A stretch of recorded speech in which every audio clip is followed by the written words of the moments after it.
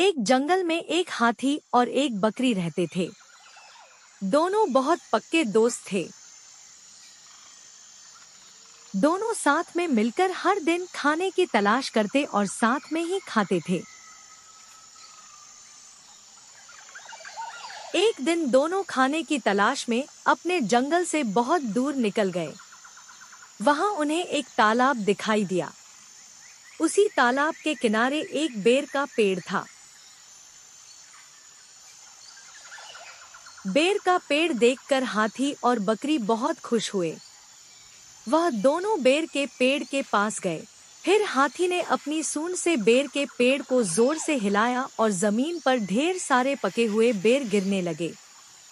बकरी जल्दी जल्दी गिरे हुए बेरों को इकट्ठा करने लगी। संयोगवश उसी बेर के पेड़ पर एक चिड़िया का घोंसला भी था, जिसमें चिड़िया का एक बच्चा सो रहा था और चिड़िया दाने की खोज में कहीं गई हुई थी। बेर का पेड़ जोर से हिलाने के कारण चिड़िया का बच्चा घोंसले से बाहर तालाब में गिर पड़ा और डूबने लगा। चिड़िया के बच्चे को डूबता हुआ देखकर उसे बचाने के लिए बकरी तालाब में कूद गई, लेकिन बकरी को तैरना नहीं आता था। इस वजह से वह भी तालाब में डूबने लगी। बकरी को डूबता हुआ देखकर हाथी भी तालाब में कूद गया और उसने चिड़िया के बच्चे और बकरी दोनों को डूबने से बचा लिया। इतने में चिड़िया भी वहां पर आ गई थी और वह अपने बच्चे को सही सलामत देखकर बहुत खुश हुई। उसने हाथी और बकरी को इसी तालाब और बेर के पेड़ के पास रहने के लिए कहा। तब से हाथी और बकरी भी चिड़िया के साथ उस बेर के पेड़ के नीचे रहने लगे।